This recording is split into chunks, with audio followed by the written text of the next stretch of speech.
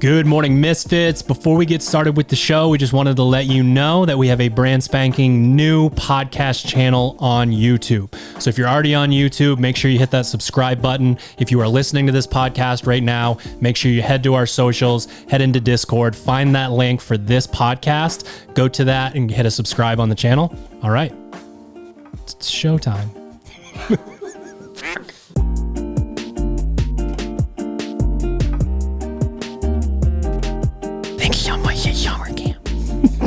You just had that queued up and ready to go. Summer camp? I'm highly caffeinated. I bet. Good morning, Misfits. You are tuning into another episode of the Misfit podcast. Full goon squad back in the house, including the honorary female goon. You got to be, the goonette. That's goonette. Sounds like a candy. Misfit Summer Camp.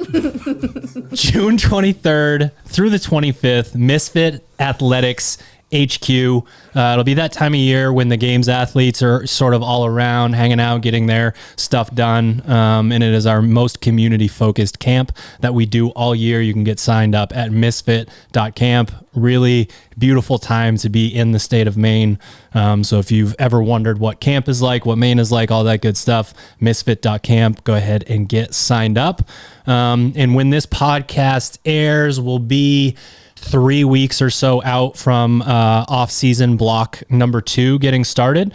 And for anybody that's listening to this podcast that's not currently following off-season number 1, you're going to be able to go in and being further away from the actual, competitive season happening for you. You're going to be able to choose a strength bias track, a conditioning bias track, or a balanced track so that you can go in and really personalize your workouts while joining the rest of the community. The amazing thing about everybody coming together onto Hatchet, sans, a handful of athletes in the summer is it's the community runs the deepest at that point in the year with that program. So the most Misfits being on Hatchet all at once, masters, teens, anyone who did not advance after semifinals, everyone is going to be on the Hatchet program together.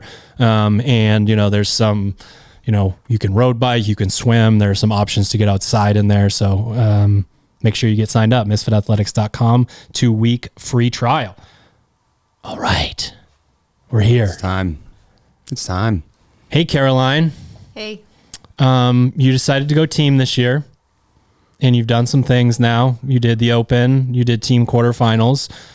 We've been talking about it on the podcast week to week, but you've done some team training workouts. You've been back down to Virginia. How is it going? You made the decision, obviously, but now you've been in it and you've been working through it. How do you feel about all of it?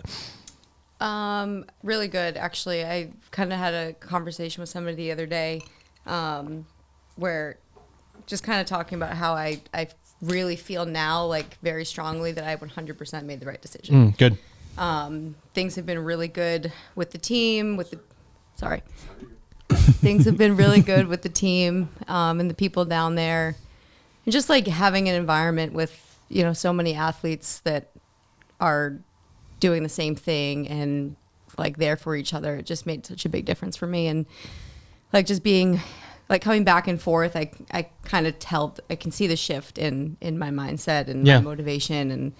And it's still there, like while I'm here, but I'm not sure what it would be like if I were individual, to be honest, right now. So it's been a really, really, really good. From my perspective, it's been really cool to coach you through this. Because one of the things I think that can happen, or at least a stereotype of, I'm done individual now, I can chill and I can go team. And from a coaching perspective, it would be really challenging for me if we like came up with this plan and then you were like cherry picking or like, well, I'm going team, so like, does it really matter? And like, you're all in, like pushed really hard during Hell Week. And I'm sure there's a piece of like, I've gotten better about this in the last decade, but a piece of the ego from my end of being like, oh, well, she's going team now, so it's not as much about, the individual programming and like, where do I fit into this equation? And I've been super motivated to help you and help Aaron out just because you've stayed at that same level. And again, I mean, if you want to go win the CrossFit Games, it doesn't really matter what division you're in. It takes a certain level of dedication, and you've been able to keep that. So it sounds like the motivation piece of having those teammates sort of helps you get back to that point. Feels like it dials up the motivation because you have other people who are relying on you to be the best version of you. And if you aren't putting in that work, that would be obvious on the floor. I feel like that's going to be a big part of why team is so beneficial towards, if you're having that year where maybe motivation's a thing, or if you're like, you know what, I just want to switch it up and see how I like this competition. To me, there's like an element of that. Like, I don't want to let other people down. So I'm going to push on the days I don't want to push because they're doing the same thing for me, regardless if we're in the same gym or not. Yeah. And I think for me personally, if it was the other way around and I was committed to going individual this year, I think it might have been that exact situation is where, or the opposite. So like I would be here like, well, I'm going individual, so it doesn't matter. Like I don't think I was in it enough as an individual this year to push, like really, really push and care as much as I did the last couple years. I don't know why it's different this year. I think I just had a little bit of a burnout, and I really enjoyed team. Doing this alone for so long. And like, you do get a level of autonomy. I train when I want to. I can do the lift first, or I can do that first. But that doesn't mean that you're not affected in some way by the fact that, like, how many of your videos that you post, Caroline +0, empty gym, Saturday afternoon, Sunday afternoon, like those days, I don't know that you would want training partners for every piece 5 days a week, but like there's something to that. You've been grinding alone forever, for so long. Yeah. So it has helped a lot, like going out there and being with the team and then coming back like that. You get like adrenaline when you're out there and you have fun, and like it's given me that like extra push that I need to come back here and have another few weeks alone in the gym and then go back out. And so it's helped a lot. We're going to mix up, or I'm going to mix up Snack Chat this week. If you ever want to lose weight, go to a hospital. Stay in a hospital? Go to a hospital for a week. So what do you weigh right now? Just a little, like I had a little bit of like a dad bod going, and I had heard that it was okay because it's my hormones and it's not my fault because I wasn't exercising and still eating the same amount of calories. You were not pregnant, all right? That's what you think. Listen, Andrew Huberman was in his black turtleneck or whatever he wears, and he told me that different hormones are released. I get a Steve Jobs vibe from the outfit. I know he's not actually wearing a turtleneck. Steve Jobs. So, maybe I was a little bigger than I normally am, and down a pound a day at the hospital. Wow. Now he has six-pack abs. Go to the hospital. New diet plan. Just one kid away from your goal weight. Yes. Oh my God. Come on. Help me out here. Our calorie expenditure is a little different. It's just a little different. Although I am getting way more steps in now. So it's like, you got to go over here and you got to do this. You got to do that. Like you can really suppress your steps with Netflix. There's like no chill mode once that happens. We made it to the HBO screen. We didn't click the user or a thing, but we were like, we're going to watch Succession. I had a baby. Drew did have a baby. Congratulations. I'm the first man to ever. No. So proud of you. Yep. 6 pounds down. 6 pounds down. That's what it was. Damn it. That's all he won. That's all it was. Oh boy. Hospital diet. And the other thing that I can think of, he was born on my birthday and it was a long night. So the next night, what's the next? I don't know what it is. It was 2 a.m. and then it was still the same day. I don't know when it is. Yeah. Who knows when it is? It's like a casino. I got 2 pizzas from DoorDash and I was like, it's my birthday. I'm going to eat 2 pizzas. I ate about half of one, and these are small gluten-free pizzas. I ate about half of one and was like, I don't care that I'm eating this. And I had to like force the other half down. It was the least amount of joy that you could ever get from a pizza. And the other one, I slid the other one under my bed and went to sleep. That shit's nice. That couch is nice. Question though for you. Did you bring like a duffel bag of snacks? It's not like you can really eat in the hospital. So like, did you have like a pack out bag of just snacks? I looked like a Sherpa on Mount Everest going into that hospital. The amount of bags I had the... You know, wheelie cart behind you? Oh, I did. Yeah. A wheelbarrow? It was... I had everything.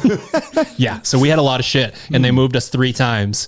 We were in 4 different rooms. So... Perfect. A lot of packing, unpacking. You know the scene in The Office when Steve Carell runs out, he's like, it's happening. Yes. That 100% was true. Yes. It was.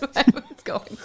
All right, she just kept handing me things and I was like, she was like, are you okay? Do we need to like, do we do 2 trips? And I was like, I'm good. Where are you when Maya's driving to the hospital. Yeah. Drew's in the passenger seat. Breathe, Drew, breathe. They're secure. Snacks are secure though. We're good. So yes, a lot of snacks. Yeah, I lived off moon cheese and hipster Pringles for like whatever those Pringles are that are like, you know, they're $8 more than the same thing. Yeah, I know exactly. So it's like non-GMO or something on them. Fuck. They're way better for you. Yeah, the first go around for me, I don't think I ate for like, we were there for 4 days. I don't think I ate for like 2 days straight, just because you're just so fucking strung out on adrenaline and like do this, do that, do this, do that, and like can't leave. It's not like you can like, you got this, right? I'll come back in like an hour or 2. Like I left once to let the dogs out because we didn't have anyone to do that, and then came back. But that was the only time I left the hospital in 4 days. Less DoorDash though. My God, because the hospital's within the range of all of those restaurants, and they just have this hot box out front, and they just bring it in and put the food in there. They shoot you a little text. So little Bird & Co. after 2 hours of sleep. It was nice. Those were good. Sure, yeah, that was the first thing where I was like, oh, there's joy back in my eating. Life's worth living again. Forget the baby. Life's worth living again. I got Bird & Co. Okay, snack chat. What do we got? You have anything for snack chat? What is snack chat? So we talk about, she obviously listens to the podcast. Huge fan. Long time listener, first time caller. You gotta think about what you've eaten in the last like week, basically. You gotta bring something to the table. Wait, actual food? Yeah.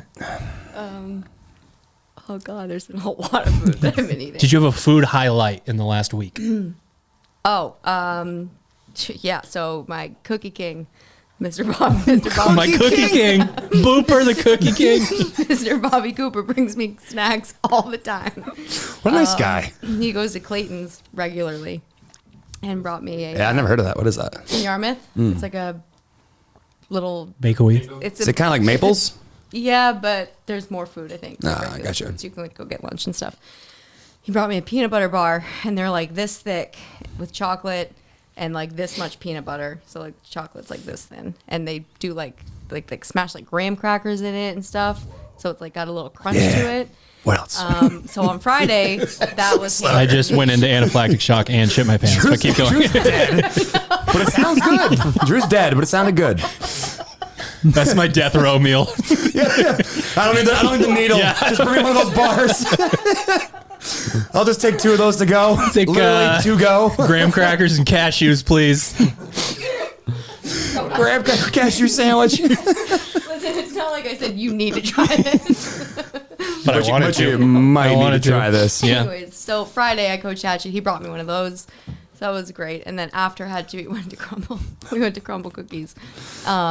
Me, Ryan McKay, Ryan Bernache, and him. And so we went in. We bought a what, 6? Yeah, it's 4, 6, and 12, right?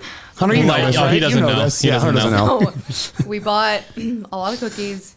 We went outside and sat on the sidewalk. Yeah, you did. And just ate them in a circle. Was it at least when it was really nice out?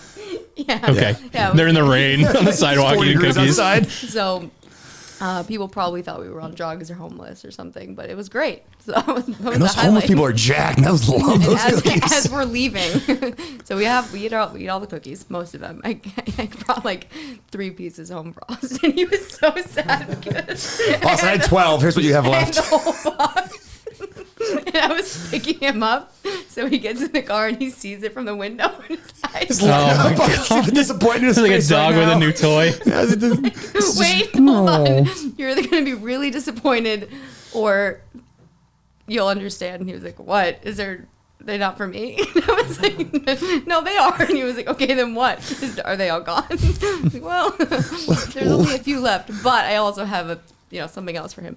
So he was happy. But anyways, as we were leaving, Bobby's in front of me and we're driving out and he sticks his head out the window and Bobby points. throws a cookie at Austin's window and flips him off. He was like, there are like 6 tables and chairs right there. So we ate cookies on the sidewalk and that was it. So that was good. What you got, big boy?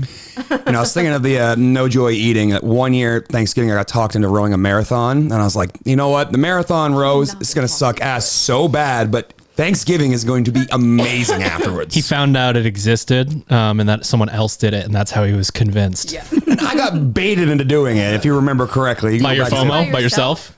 No, I lost a bet, and I had to do it because I lost the bet.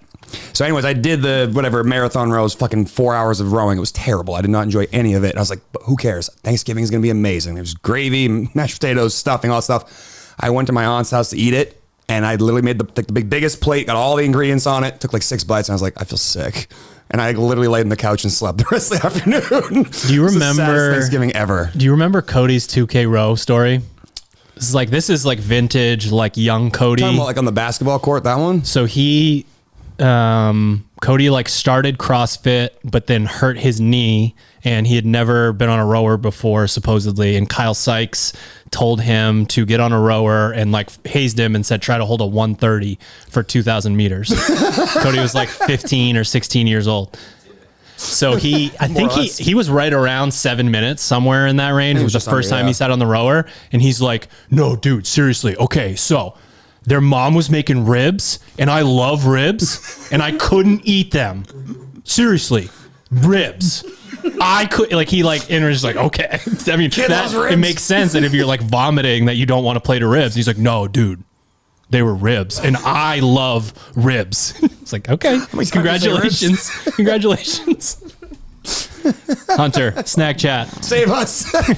I didn't do crumble last week, so I didn't get any of the flavors. Didn't you say the flavors were good last week too? When we were looking at them? I was looking forward to the cake really batter. good. That was the one that I was looking forward to. Yeah, I didn't get that one. It had like a cream cheese frosting on it. It was dope. Nice. No, I didn't have any. I don't have a whole lot of good snack chat. I made a good short rib in a crock pot, or not a crock pot.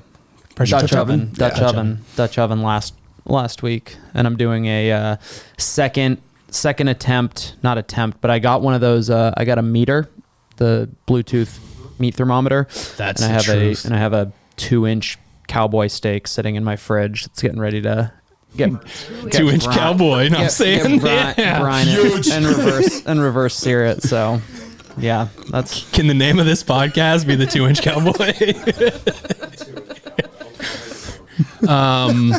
What do you have with do you always go potatoes with the short rib? The short rib Couscous. is just it's just seared and then red. It's like a red wine base and what do you sop up with the red wine? You know what I'm saying? Is there a side? You push. You do a side? You just slice a clove of garlic straight, or a whole thing of garlic, just a bulb of garlic right down the middle, and put it in the pan. And by the time it finishes, like, you can basically force the garlic through a sieve, and then you just create the sauce, like thicken the sauce, and then it's with it's got pancetta mushrooms on the side. So like once the ribs are done, reduce it down to like a really thick sauce and top it with pancetta. I gotta go. Mushrooms. I fucking love short ribs. If I can see a restaurant with short ribs, that's what I'm getting. Some mashed potatoes. It was pretty good. It came When out they're good, they're like a top notch. So good. I didn't know how to get your attention. I showed her how to use the microphone. I was thinking really hard. Okay, so we got the team semifinals workouts yesterday. What did you think first, like initial scrolling through them? First thoughts. That we're gonna do really well. Mm-hmm. I mean, we would have either way. I think we work really well together, and they're, obviously pretty fit as individuals, so we work really great together as a team. But those workouts specifically are things that as individuals we are all really good at. Okay. So we've done a lot of, different gymnastics things and stuff like that. So I think it kind of molds the team and individual aspects together really well. Like, you not only have to work well together as a team, but if you don't have athletes on your team, then Sure. you're not going to do it as well. So Yep. they're interesting. They're different. There's, those higher, a lot of different gymnastics skills in there. Yep. I think that there's going to be a big separation between the top half and the back half of the field because of that. Yes. The big drop off. Yeah, but I think it will be fun for everybody, get to try new things. And, there are definitely parts in each workout where it's like you will have to push yourself as an individual. Heavier weights than normal, which is cool. Yeah, they're different. Interesting. It'll be interesting to see how they kind of flow. Do we think so? Workout number 1, 4 rounds for time. The first 4 things basically create one station that you rotate through each round. So you have to do each thing once before the worm clean and jerks. Echo bike, 800 meter run, bear hug, sandbag hold, 150 double unders. Do we think that the person who has the sandbag, like if they drop that, everyone stops? I think so. Yeah.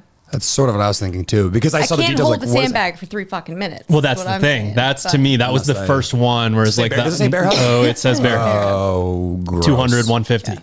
That for like 8 seconds, I think. You guys run 8 Caroline seconds, has 800? done a sandbag bear hug hold with the 150 once a week for, I don't even know, 30 27 weeks now? weeks. A lot of weeks.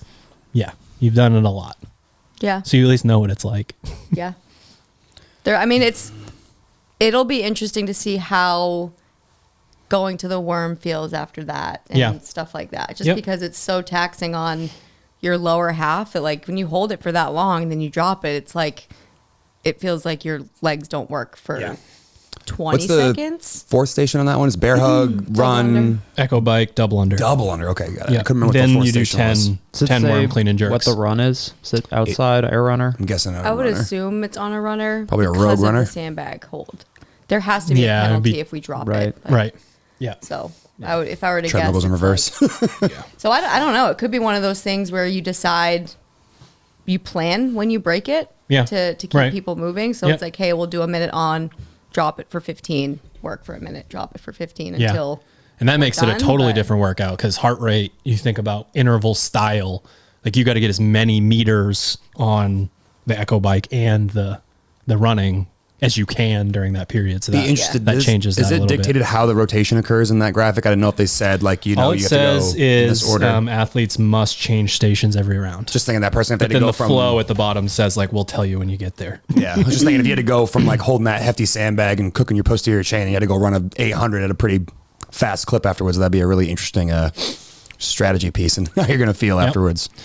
Workout number 2 in male-female pairs for 15 minutes, completing as many rounds as possible of 3 synchro muscle-ups, 1 on the rings, 1 on the bar, 5 synchro thrusters, 95-65, 1 pair works while the other rests. Then they switch, add 2 muscle-ups and 5 thrusters Gnarly. after both pairs complete each round. So 3-5, 3-5. I can do math. 5-10. Glad you can. And so on. Yeah. I think that will be a fun one.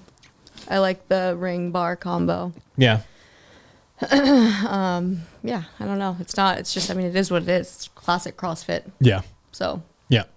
I'm very interested to see how that rotation occurs. One of the things I was like asking you yesterday, Caroline, you told me the release. It's like I want to see the workout flows. I want to know exactly who has to switch and when. The details of it. Obviously, you just said a minute ago. We'll find out at the competition. But Well, like that one is 3 and 5, 3 and 5. Then it. But if we come back around, do I get to go, all right, you did bar muscle ups last round. I feel tired. Let me do bar muscle ups this round. You do rings this round. Like how you play that Sure. strategy will be interesting. Yep. Like if it's dictated that True. you have to do the same thing the whole time or after 2 rounds you switch, I'm just curious to see how that goes because like, I'm sure you guys have all done them before, but like sometimes bar muscle ups can be considerably easier when your heart rate high as opposed to like a ring muscle up where maybe like the chance of slipping through the rings all of a sudden presents itself and slows the team down. So I'm just curious to see how that flow kind of goes.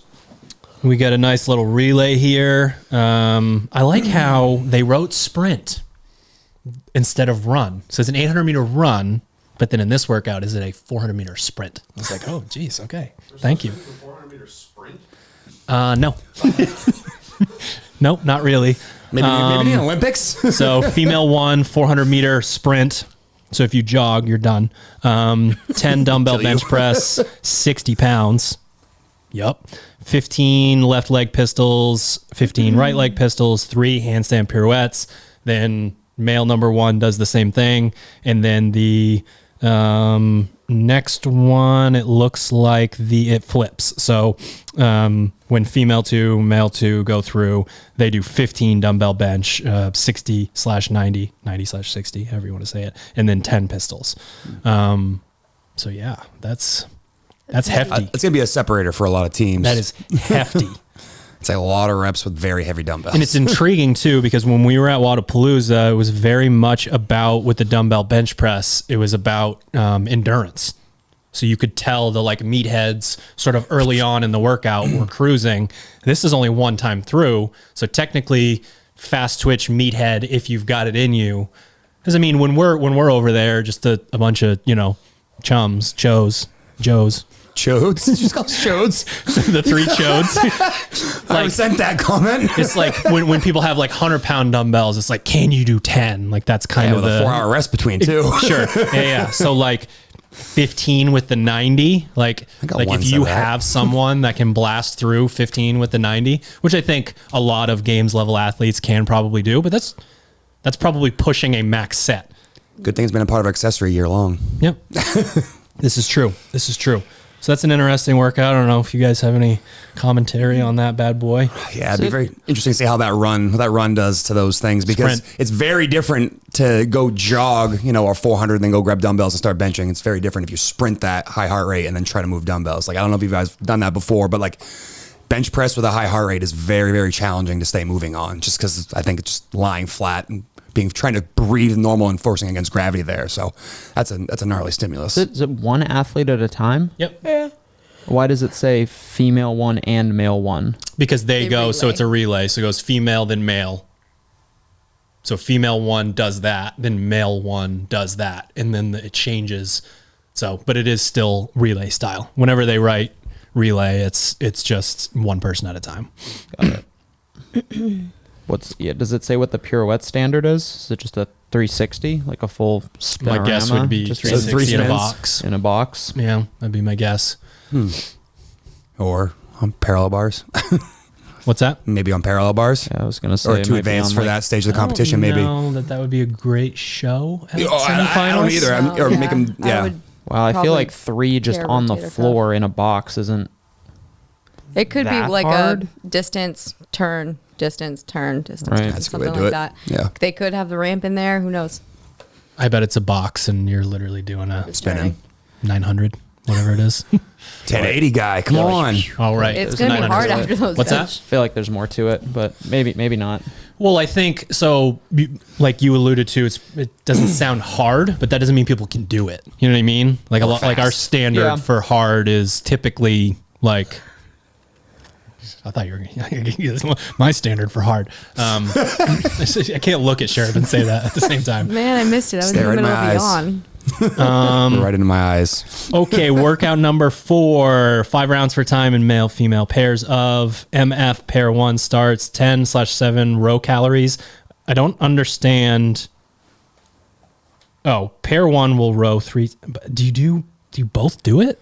I think so. I would think. I know a lot of times they have the machines side by side. They've done that in the past. It doesn't say. So 10/7 row calorie. Oh, well, it has to be if it's Yeah. a slash. Yeah. Duh. 10 each synchro alternating dumbbell snatches. The 90 and the 60 are back. 15 each 24-inch box jumps alternating.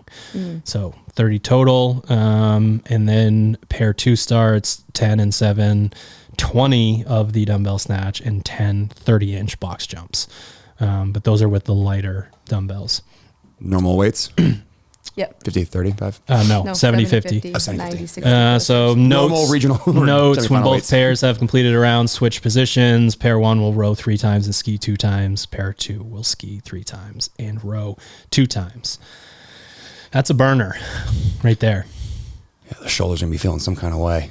Especially if you get to that extra ski as opposed to that extra row. Yeah. But man, the grip's going to be an element there as well.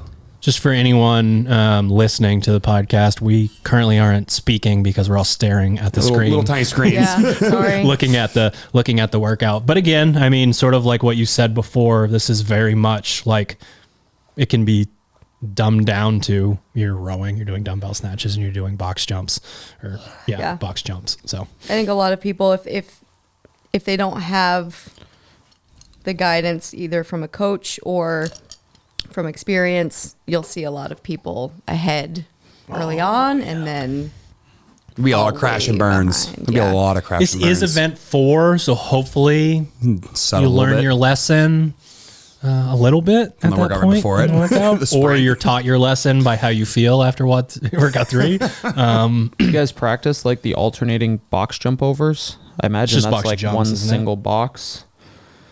Like people are going opposite. we like, haven't sides done of that, it. but we did it at box jumps. Wadapalooza, and so Yeah. like Aaron and I faced each Oh, other. that's right. Yeah, it was and she faster went, to. and then I went, and then yeah. she went, and I went. It's yeah. So I guess it depends on what their standard is. If we have to start on the same side, or if we have to. That's just box jumps.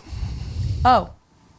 So it could be the same box and you just face each other. I don't Yeah. know if visually that's what the crowd will want. That's sort of part of this when I'm looking at it, just in terms of like visually, how do these things, how are you supposed to know where the team is at? I'm I think it guessing a forces lot them of to it's flip, progressing. flipping stuff. Yeah, like Yeah. it had in the past. Yep. They get a little more interesting that way because that is a lot of these workouts so far. Like you see them, they kind of play out in like boxes. They don't kind of have a natural progression across the floor like a 21-15-9 would, but they're usually pretty good about that, making sure it's engaging to watch. Looks pretty fun. Event 5, 1 minute on, 2 minutes off for 3 rounds. Max rep cleans. We have 275, 195, 295, 215, and 315, 230. Carol, tell me more about this. You were talking about this morning to me about this workout. Tell me more. I said that girls are stronger now. However, I still don't feel like a 315 is the equivalent. Of 235? Yes. I mean, I don't know that like a 350 is where it's at, but I don't think a 315 is where it's at. There are a lot more guys, at least games level males, who can 315. 315's percentage work? Like they. Devil's advocate. Men typically have that higher concentration and can lift it. So if you walked up side by side with Alec, he power cleans 315, you do 235, and you're like, oh wow, he's going to be able to do this over and over. The reality is you are going to be able to do it over and over, and the men typically cannot repeat the weight in the same way. I think that's kind of to his point earlier. We were wondering how they got to those weights, and A maybe single, like the you're quarterfinal, 100% correct. Quarterfinals scores where we had to clean and jerk 185, and Yep. so I don't know if like the female scores were a lot higher Yeah. or what, but I think it'll be fun. I mean, 1 minute is pretty quick, so overall, like that last bar isn't going to be a huge Right. difference maker for. And we don't really for a lot of know people. like How the changes yeah, happen. the flow of this one's super important. Like how that works. Yeah. Because they're also, again, going to want to know, the crowd's going to want to know where you're at. If it's just this mess of people slinging barbells and the guy's like, oh, I think they got one. And I made this team over here maybe has one. Like, that's Yeah, not that's going to not be a good. very good situation Right. Visually. So it'll be interesting to see how they set this up. At that point too, like a minute to do that many reps, you're talking what, like teams, guys do 2 reps each, ladies do like maybe 3 reps each, or one lady does 3 and the other one does 2. Like there's not going to be a ton of time for that at that weight. So like If they set this up right, this is one of those moments where athletes will find out what they're capable of in a way that far exceeds anything they've ever done in, like, because you're in a team setting, so you want so badly to like help your teammate who's, either they're crushing it and you want to match them, or they're like, oh no, I can't lift this. You're trying to like get more reps and help them. You've got the crowd, if they set it up so that you're battling rep for rep with another team, like it's no different than that snatch ladder. it's going to be the from teams. lightest feeling barbell. Yeah. I'm at those excited for weights. Aaron for this one because we kind of talked about that last Yeah. night. she was like, well, my max is 225. I can't do Yeah. 235. Oh, yeah. You about And, to. Yeah, that's You what I about said. to. I can't wait for you to clean it at semifinals, because it's like it's just so different when you're out there, and like it's crazy how much lighter the bar feels in that type of setting. Her power cleans at Atlas last year were fucking stupid. She made that bar warm-up look weights. so light. Yeah. Yeah. And as long as Josh is 14 feet away, scaring the shit out of everyone, that was wild. Yeah, he was right behind her, yelling as loud as he could. I was making fun of him at Wadapalooza, and he's like, dude, I did not know that like that was on display for the world. It's like, it felt like it was just me and her the like at gym. the gym or Yeah. whatever. But he was Encouraging.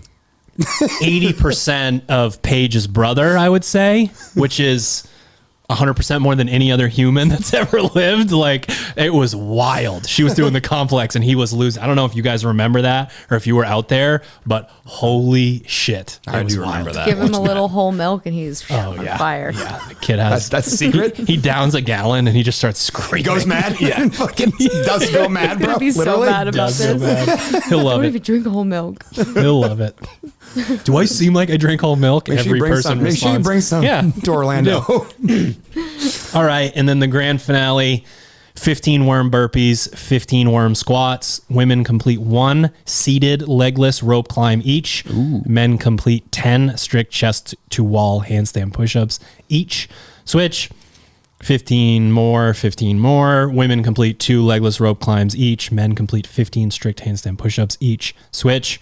So I'm assuming each time you go through, The skill level goes down a little bit, but a little more volume. right? But the men and the women do both things. Yeah, yes, yeah. It just alternates basically back and forth. We work through that one more time, and then we have 3 rope climbs each and 20 handstand push-ups each. Switch, and then finish with the worm burpees and the worm squats. Oh, man, hopefully you paid attention last year at the CrossFit Games and That's a saw cool- about the alpaca was supposed to That's be. a cool workout. Because I think that's what's going to happen right there is you're going to be probably told to go up and down legless, no, literally climb back down, no sliding down the rope on that single rope climb. So that'll be an interesting thing to see who did their homework and who paid attention enough to make sure they sprinkled that in just a little Right. bit throughout the year, because I do think that's going to be a huge separator. You cruise to the burpees and whatnot, and all of a sudden you go to the rope and you're like, I'm going to get back down this rope. Yeah. Very interesting to see. I'll be honest, I haven't had time to like sit down and, put it through the spreadsheet and do all the math on how long certain things take. Honestly, haven't even looked at all of the time caps to this point. They were just announced last night. I think I like it. You know what I mean? Like, I haven't done like a full, like, oh, they're missing this and they're missing that. Like, I haven't gone through in that way, but I do like what I see. It's enough sort of new stuff, but it makes me feel better about where we're headed. Like, there isn't a lot of like circus tricks in here. Again, the wall facing, we were asked to do that in 2010. Like that was a thing main site that like forever ago. you should practice facing in both directions from the main site. And pirouettes, I mean, that's just prove that you're good on your hands and keep moving the target each time there's a competition. We're doing a ramp this time, we're on the bars this time, we're doing pirouettes this time. Basically, the idea is handstands and being skilled upside down is something that they've asked the community, sort of nudge the community on for a long time. And now instead of just repeating the same kind of things over and over, we get to see like, okay, you're under a ton of fatigue. You've just done, 15 bench press at, with 90-pound dumbbells. Can you now kick upside down and still have the control, with your shoulders? So what I think is really interesting about this coming back from HQ being the programmers versus like the individual semifinals being the programmers is that when the individual semifinals are the programmers, they get bumpers or parameters for how things should go. And they're more likely to lean, in my opinion, towards things that have happened before. They're going to use traditional weights that you've already known before, 70, 50-pound dumbbells, certain movements. And when it goes back to HQ, it feels like it's a better, push to the community in the direction it's going to go. Like when the first time the dumbbells came out in the open, every single affiliate that was like, all right, we're going to get people better at this, started buying dumbbells and made them incorporated some more. Then everyone got good at 50/35-pound dumbbells. And then that year regionals like, oh, just kidding. It's 80-pound dumbbells for the men and 55 pounds for the women. I see a lot of that coming back in terms of like, since there's this overarching, like, I wouldn't say governing body, but the person that's in control of the programming kind of pushing the community now comes from a central location instead of these fractured parts. I kind of see this like season now getting pushing athletes in a direction. It's like, all right, now we're back on a main railroad track as opposed to a bunch of tracks coming in from different angles. So I'm very curious to see how this plays out in future years, because for a long time it did feel like the regionals kind of pushed the envelope, what would trickle down to the affiliate. I think that's happening again now, with CrossFit being the people that program semifinals as opposed to just random places that decided that, oh, I'll host this thing and figure it out. I don't know. I just kind of like it coming from HQ standardized as opposed to just different tests for different locations. I 100% like it coming from HQ because there's a better chance that it's going to be good programming. The only thing is just the like selfishly like, let's watch this one again and this one again and this one again over and over. We're good. But I mean, like I'm coaching an individual week 3 and you bet your ass I'm going to be watching, like trying to find what's the strategy here. How did this person break this up? How's it going in testing? Like, so it's not the worst thing in the world. No, I like it a lot. I mean, very interested to see how this continues to play out, because I think you can't really give the programmer their honest like credit or due until you get a few years of seeing how it trends in the direction it's going. And sure. Like, I like that now that we're going to an in-person event, sort of felt like the age group stuff, a little bit redundant with like the lots of front squats, lots of, just certain movements being repeated, like shuttle runs over and over again. It's nice to see some more things thrown in the playbook, and obviously the opportunity to be able to do more things as you're an in-person event as opposed to online. But I like the direction it's going, and I was, very much worried that we were going to see more front squats and more of the same stuff we saw in the first couple of stages of the competition. So I'm very excited to see that the playbook is opening up, because that's what we want to see as the stages go further and further, is like, what are these athletes actually capable of? In order to do that, we've got to continue to open up the playbook of what's like possible for them to do. How many events typically include the worm? Not a lot. It's not as many as I think, because it's this new implement and so many people go team one year and then go individual, come into that space. It's used a lot because it's the thing that that has the learning curve sort of attached to it. Mm-hmm. But if you go back through, like in the last 3 months have looked at every team workout I can find for the last X amount of years, and it's not as often as you would think. But if you go to the leaderboard and cross-reference, you can tell the teams that don't know how to use it, and they don't get an accurate, sort of placing on their fitness level. You can tell. So being really good at the worm, I think there's something about the teamwork element of it. And like, if we can do this, we can sure as hell go back now and do deadlifts and power cleans and whatever the hell, because that's what we've always done. But it doesn't skew worm as much. I remember when they first had it, it seemed like there were a lot of complaints at the games. Like, do I really got to watch this from the spectators? Yeah. I have to watch this again. But again, if you go back through, it's not as many as you would think. I was just curious. I like the fact that there's only two events. I think that's pretty. I think that's like, pretty standard. Like a third of the events. Everything else is kind of individual-ish fitness, and then the 2 events that kind of force you to work as a team. But yeah, I think it's good that not every single event has that element to it. Yeah, just kind of hopefully well programmed standard CrossFit to get the right teams to the CrossFit games. Yeah, and I think there are so many teams that you see on social media and, posting this and that of them doing these crazy worm workouts and touch and go this. And it's like, you're never going to do touch and go worms in a fucking semifinals workout, but go for it. And those are the teams that I think will probably lack more of the individual fitness, because they're it's like a Band-Aid for their individual fitness. Right, exactly. And they may do a ton of really hard workouts as a team with the worm and all this, but what if it's, the workout where it's like, you need to do your own barbell thrusters and we just keep talked up about with your partner. Yeah. Like, you need to do this and keep up with your partner. Like, there has to be that element of individual fitness to keep them up on the leaderboard. 2 worm workouts that they may crush, might not do it. You can hide somebody. We learned pretty quick. You can hide someone on the worm. Kyle, most of the workouts was like, "Am I doing anything? Like, I think you guys are lifting the worm for me. Like, I don't think I'm doing the same thing, especially as the person in front and the person in back. So if you can hide someone on the worm and you overcompensate there, do you really have an accurate picture of what they're going to be able to do for you when it's time to do CrossFit?" Mm-hmm.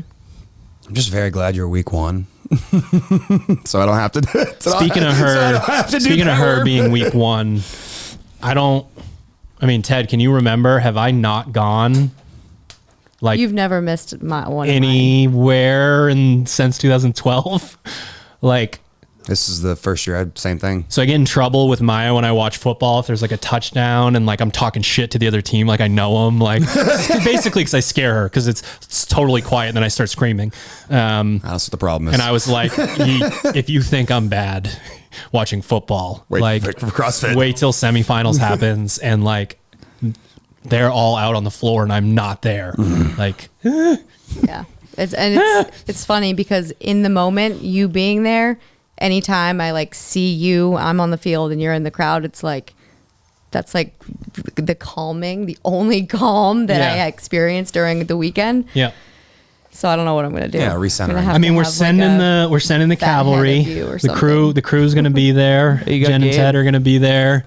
My dad's going to Who? be there, cooking Credus. meals. Yeah. He's all fired up about that. He's going down early to. He harvested all the sweet potatoes in Maine, Yeah. down to Yeah. Florida. It's like Francis But Mallman. now He's you, bringing 1,000 pounds of potatoes. now you get to just scream at the TV and do your thing, and I won't Don't scare the baby. even know. What's that? Don't scare the baby. He has no sound is not an issue. I don't know if it was like how Cash acts in general with him in the womb, but like Cash just barks his head off nonstop and he cannot tell that that's happening at all. So far, so good. He doesn't really have any clue. I don't think that he's alive yet. I'm just very loud, so anytime I do anything, little jolt. in my- you're loud? What? No, I'm loud. Believe that? you Or loud? not? Yeah, no, he jumps all Amazing. the time. Yeah. You guys are going to have to carry this for about 90 seconds. I have to pee. Carry it, Carol. Carry it. What you got for us, Carol? Tell us a joke. You always got jokes. You always got jokes. Tell us a joke. Do you have like a butt cheek joke you told us like last week? A butt cheek joke? Yeah. I don't remember what it was. You tell us jokes all the time. Come on. What you got for It's us? been a while, but you fidgeting like that's freaking me out. So calm down. I've never first. sat still my entire life. That's too hard. Oh, let's see. Butt cheeks? Did I? Yeah. I don't remember what the joke was or the punchline. I just remember you telling us a joke about butt cheeks. This is why Joe Rogan does a cut. This is why No. Joe Rogan does a cut. This podcast fucking blows. All the cold Ted's gonna have to cut out 3 minutes of the podcast. is what we're saying. Okay, so Now we're Moving back. on. and we're back. Hey guys, hey everyone. Gus had a question. It's been a little while now. We're back, Gus. Okay. Since the majority of the community is now following Hatchet and picking a track, strength or conditioning, this could be something people would be thinking. I'm following the conditioning track, which generally leaves me with the following options daily. Pick 4 to 6 plus 1 of the lifts if time and energy allows. Just so you know, 4 through 6 are numbered pieces, not 4 to 6 total pieces. On the days with tighter time restrictions, I can fit in 1 to 2 pieces. Other days, 4 to 5. Question number 1. Is there a hierarchy of needs athletes should consider when choosing pieces? Should we prioritize the biggest weakness first and then move on to the next thing? For example, my thoughts are Monday, skill plus Metcon, Tuesday, skill plus bitch work, Wednesday, math, etc. Okay, so Sorry, I thought you were looking I at thought- Caroline. I thought you looked at I mean, Caroline. you want me to answer it? I mean, Anyone, the yeah.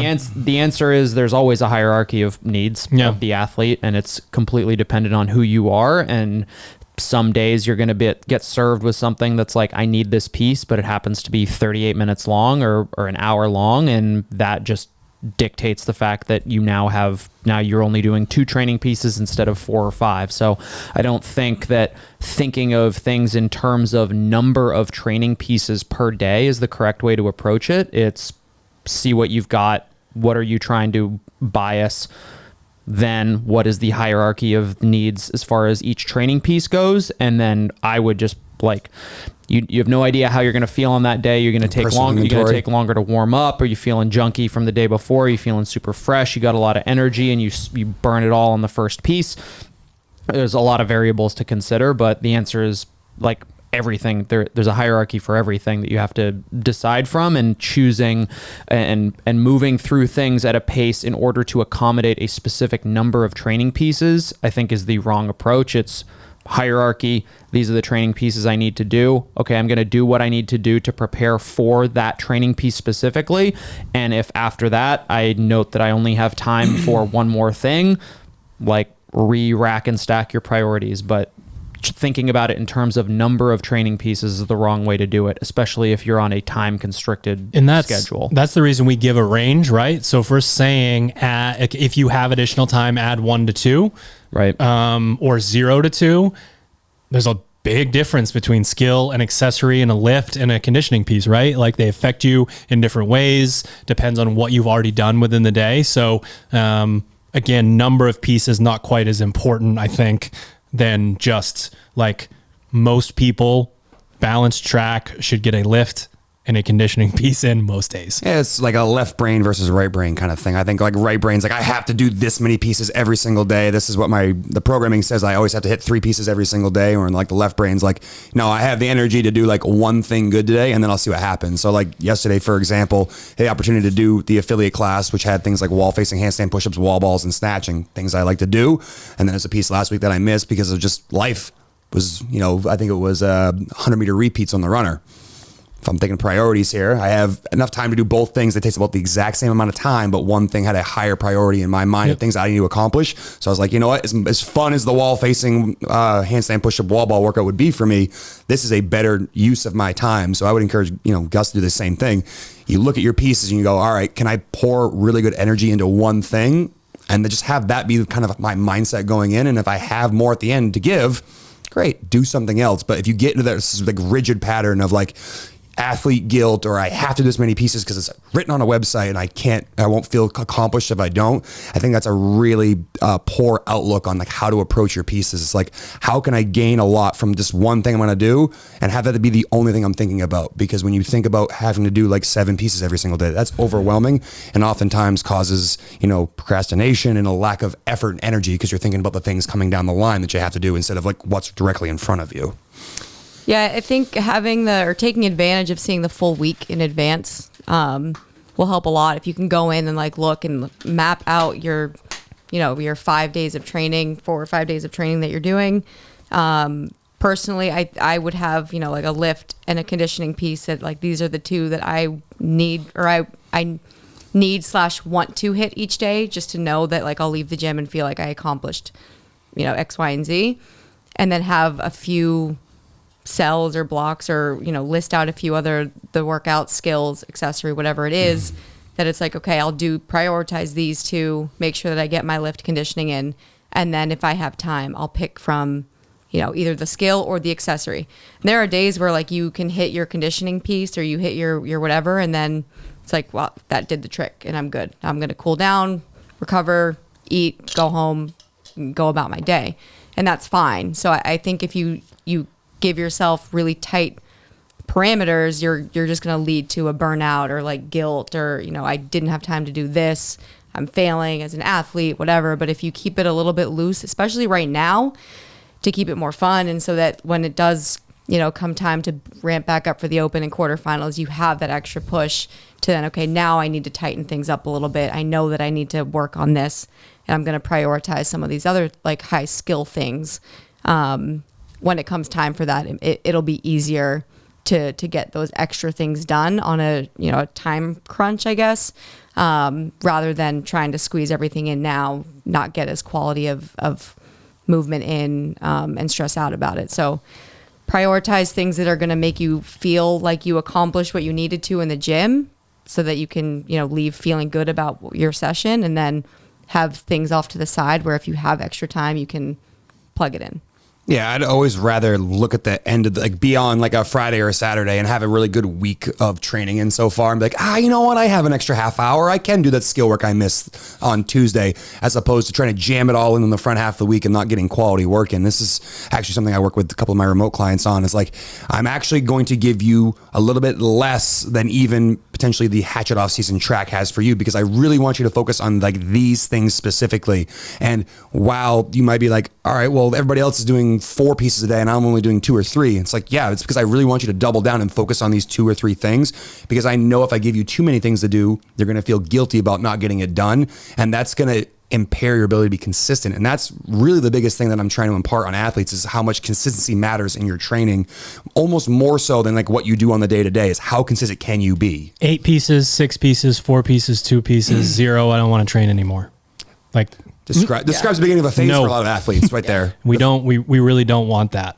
I think one of the ways that I've put it, via DM from a lot of people, like, hey, I don't have time for this. I don't have time for this. If you care about competing in CrossFit, I think we're probably 80% of the time there's a 2-piece minimum. I need you to lift and condition, or I need you to condition and skill.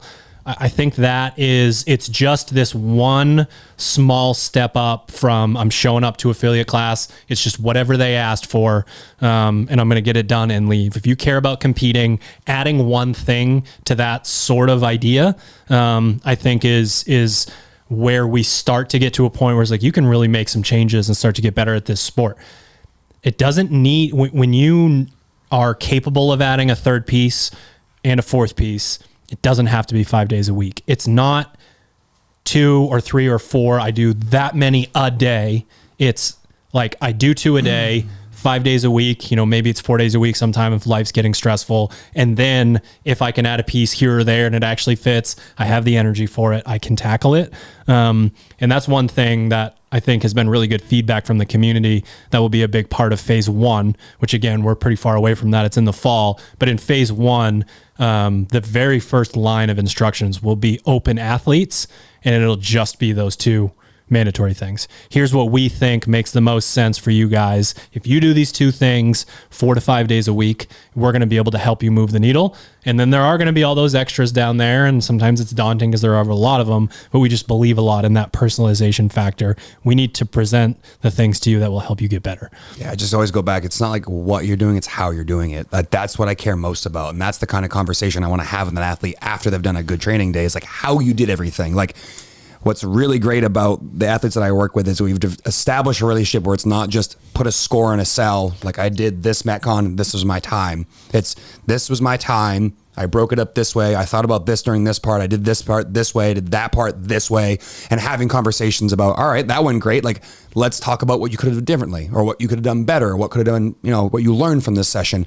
That is a much more valuable experience. One piece broken out really well like that is way more valuable than 3 pieces that are superficial, like time, weight, did it, move on to the next day. I want people to dig deeper than that. So a lot of times I'm sure my athletes think I'm kind of annoying, but I'm always asking for more information. It's not just like, give me more pieces and give me feedback on this video. It's like, dig into that. Tell me why. Like, for example, Lindsay yesterday, we've been working really hard on cleaning up the way that she moves the barbell in the snatch. And she sent me a video. It was a very well done snatch from, like, let's talk about a year ago when we started working together. Not quite a year ago, but almost a year ago. And after she says, I really like this one. And I was like, why? And she gave me a reason. I'm like, tell me more. Tell me more. And by the time we had unpacked it, we, had basically 2 paragraphs worth of information of why this was so much better. I'm like, that is the kind of thing I want you to think about every single time we go through any sort of thing that we're working on, where there's a deliberate focus in trying to improve the ability. There are going to be things that you kind of just, I don't want to say check the box, but you go through accessory stuff and I can make sure you're using the right dumbbell weight, or, you understand how to move in the accessory piece. But for a lot of things, I want to unpack them more. And the more we have these conversations, the more we learn about one another, the more useful I am as the coach, and the more useful your training is to you, because there's more gravity or more weight to it because you understand more about it. I'm going to read part 2 of his question, but I think we answered it already. You guys let me know if you think so. Number 2, do you have any tips for the people who have time restrictions to get the most bang for their buck while dealing with these 90-minute plus or minus windows? For example, is it acceptable to mix in some of the weekly skill work or Misfit sets into math sessions, or would those things cause interference, rendering both pieces less effective? He's essentially talking about supersetting chunks of a math with sort of like you would a CrossFit where I would say it's 5 rounds for time, 10 pull-ups, bike for 10 minutes. I would say if you are trying to fit those pieces into your puzzle, you're doing too much. You're trying to do everything and therefore doing nothing. And I think your time would be better spent focusing on the things outside of that 90-minute window you have for working out, things like the recovery, the nutrition, the sleep, those sorts of things, rather than trying to turn a 90-minute session into, like, well, what's the difference between just, why not superset your lifting, your skill, and your accessory? It's like, why not do that? Yeah. Well, you're not focusing on anything. You're just getting things done. You're just checking things off the list when you're not necessarily focusing on anything or again, this is like, I have this many things to do, I need to do them all, and I have this amount of time to do them. It's like, that's an I'm addicted to exercise kind of mindset, not a I am training with the purpose of getting better. I think that's the perfect plan versus the good plan thing that a lot of people talk about. Perfect is not possible. So if you're always distracted with like fine tuning, this is the exact perfect program for me, you're going to fuck that up. If you have a good program and a good plan and you execute on that, it's going to work way better than this obsession with like, I missed this and I missed this. Only asterisk here, super low CNS accessory or skill can be done on a rest day. Sure.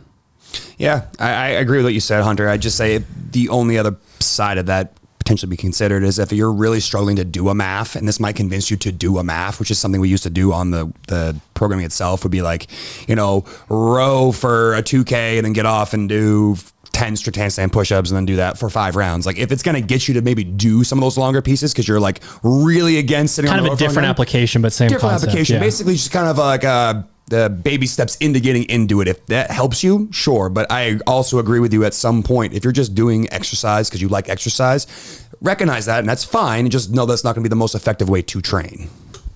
I think too, if you do have that time constraint, like as annoying as it might be, to really pay attention to the details of the week and how long this lift is going to take me. As far as like, I know for squat day, I have 30 minutes of warming up. Like you need to factor in those things so that you don't start your session and then like you leave yourself 20 minutes to do a 20-minute workout and then you don't have time to do it at all. And you've, just back squatted for your 90-minute session. Like really going in, looking at the details, using your athlete IQ, hopefully to figure out, okay, how long might this Metcon take? Can I fit it in on this day? Do I need to swap it for this day because I really want to get it in? Or is it like, this is maybe the only conditioning piece that I have to do today, which is fine. And you can prioritize getting a really good warm up in, maybe doing some accessory at the end and just having like your conditioning and accessory as opposed to lift conditioning or skill conditioning or something like that. But going in, looking at what you have to do and, kind of putting into play how long each piece, warm up, cool down, stretching, whatever, is actually going to take you so that you set yourself up for a successful 90-minute window rather than like, oh shit, it's 45 minutes in and I have 6 sets left. So kind of looking at the smaller details and countering that into your time will help quite a bit, I think. And if you're overwhelmed by that, what you could do is just one of your sessions, start your watch before you start doing something and then stop the watch when you're done it. So you start to get this perspective on how long things take. Because you're right. People see a 5x1 front squat and go, sick. 7 minutes of front squat. It's like, no, it's actually fucking 40 minutes because we've all been injured so that you don't have to be injured. Yeah, we're here for you. We're here for you. If she has been through that and needs to do the warm-ups to protect her knees and her hips and her back, then the normal people out there, pretty good chance you need a nice warm-up before you squat. For sure. I think if you are seeking progress with parameters of I have a very finite amount of time, how many things can I fit into that? You need to reprioritize into things that are like, okay, if I only have this amount of time to train throughout the day, then that means everything else that I do outside of the gym is way more important. Yeah. And that needs to be addressed. You're not going to get substantially fitter by saying, I'm going to cram X amount into these 90 minutes and not do anything else different outside of that window. So I would say if you're working around those parameters, that tells me that there are other things outside the gym that could be improved upon to make sure that time is maximized. Truth. So the 3 sponsors of this podcast sponsor Caroline. She is headed to semifinals and then the CrossFit Games, and that is an expensive endeavor. But if you are watching on YouTube, you notice there are probably some shirts that you have not seen before. Perfect. That's exactly. The semifinals collection runs pretty deep. We weren't able to show all of it. We got a lot of men's shorts. We have brand spanking new women's leggings, women's running shorts, a lot of new tops, headbands, socks, sweatbands. You're going to see this stuff. So right now you're like, oh, that sounds cool. The level of FOMO will quadruple when you see them out on the competition floor, all rocking this stuff. If you go to sharpentheaxeco.com and use the code word Carol, you save and you help support her journey. The same goes at misfitathletics.com. Same goes at misfitathletics.com. You sign up using her code and you get a 2-week free trial. No free trial when you use the code. No free trial, 25% off your first month. That's better. Happy, we'll refund. That's better than a free trial. Fuck yeah. Know what I'm saying? Misfitathletics.com, again, Carol, and then properfuel.co. I know for a fact, not just based on Instagram posts, which she's contractually obligated to do. We see her using this stuff and coming back a day. Yeah, coming back over for refills nonstop. We got pre-workout, caffeine-free, and caffeinated post-workout nutrition and hydration supplements. Code Carol, you save and you support her journey. Final thoughts. It's been a meandering journey. So your final thoughts, who knows what they are, what they're about. It could be about anything. But I will make you do them. Final thoughts. Keep saying it until you come up with an My final idea. thoughts. Are butt cheek jokes? Sherb, yeah, no. Sherb talks too much and doesn't let Carol talk. All right, I'll shut the fuck up over here then. Go ahead. What do you got to say? You are the what you got? 99th victim That's underrated. of that. I'm slowly starting to understand that, like, when you are wanting to talk next, once they kind of ramp the sentence, You should get ready for a towards the nap. end, You should get a blanket. Yeah. Get ready for a you nap. slowly overlap the end of the sentence with your beginning. He also knows when I start to fucking stare at him. So like there's part of the like, there are some cues of the like. I asked him to wink, but he wouldn't do it.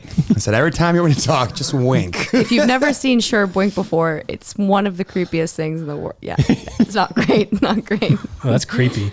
Yeah. And they're attached. The muscles are attached. The eye. You a pirate? The fuck is that? I don't know. You need All a right, I'll pipe. start. Final thoughts. So Sure needs to talk. with summer camp coming up, kind of the theme of the community, like being really in tune with each other and kind of in the same point in training. Try not to get caught up in next year and next year and next year, because before you know it, it's like 3 years have gone by and you're like, man, I've been burnt out for 3 years. It sucks. I haven't seen my friends. I don't do anything fun. So doing things like summer camp and training with other people and like doing fun things with your friends and not worrying about getting 6 pieces in a day, you know, or cramming things in outside of work life or family life. And then all of a sudden you don't have another life. It just like disappears and then you start to hate training. So do things that make you happy inside of the gym and do fun things like summer camp. If you need like a boost of motivation, something like that is really cool, because you can like travel somewhere and meet up with a bunch of friends that you've met all over the world, and you come together and it's like one of the funnest weekends of the year ever. It's like our most popular, most fun summer camp, or camp in general. So yeah, try not to get caught up in what's going to happen for you in the season next year or whatever, and just kind of try to give yourself the time to enjoy in the moment the training, and giving yourself a little bit more freedom if you're somebody who's like sticks to the plan 100% of the time, which is People are really good at emptying their cup and forget to fill the thing back up before they try to do it again. And that's how we get burnt out. And that's how we get, again, over obsessed with like, well, I didn't do this today. Season's over. Like one thing, one day. Not the case. Yeah, I'd say final thoughts. The team stuff that we've been doing with you on Fridays has really like reinvigorated my desire to want to train more again, because there's just this element of like not letting someone down. Like the workouts we've been doing with the worm and like two people have to hold the worm. People do burpee box jump overs. You don't want to be the guy that or the gal that drops the worm and kind of slows the team down. So, if you're someone that's stuck in a rut and feel like your training's really not going the direction you want, try to rope others in to work out with you. And that can make it so much more fun and engaging because, as we described earlier, a lot of your Instagram posts are solo in the gym because that's what it requires to be the best that you can. But if you have the opportunity to be with other people and bring them around you, I'd probably feel the same way that those Friday training sessions are a little bit more fun than like a Wednesday by yourself doing, 3,000 burpee get overs with sandbags and whatnot. Like the element of bringing other people around with you is huge. And while it might take a little bit of like massaging to figure out like what is the appropriate stimulus, so you're not working out for 4 hours and they're working out for 4 seconds, like that type of stuff takes some practice, but the more people you can rope into it and try to make it community based on the day to day, as opposed to just only at summer camp, will go a really long way towards kind of making sure that gas tank stays full throughout your like very long season. Because like you were saying a second ago, like next year, sometimes these seasons feel like they blend together. And next thing you know, it's been 5 years. But if you're someone that's really looking to make a noticeable change, try to get people on your train with you so that you're all working together. So on those days that you don't have that person, or you're in the gym, you don't feel like doing it, that one person that you've been working out with is like, come along, let's do this together. I think that's really powerful. And if you don't have that yet, you can create that kind of community at summer camp digitally, and then eventually try to get that to happen kind of within your summer camp digitally. No. Like you make friends at summer camp that you can compare with digitally later on. So you have training partners when you're not in person. Digitally. Well, so again, use that to your advantage. And then that's my biggest PSA here is like, try to get other people to join you in these things. It's got a lot more enjoyment when you're with other people versus when you're solo. See you at semifinals. If you see us, come say hi. See you. See us. See you. See you at me at semifinals. You will be at the West semifinal in Pasadena. Yep. Week 2. Week 2. I'll be at all of them. Ted will be at all of them. Jen will be at 2 of the 3. You will be there, but CrossFit says you have to buy 6 tickets, and you're not allowed to watch any of the CrossFit. Just kidding. And I will 99% sure, I am 99% sure that I'll be at the European semifinal. So make sure that you come say hi. My final thoughts are that I'm fired the fuck up.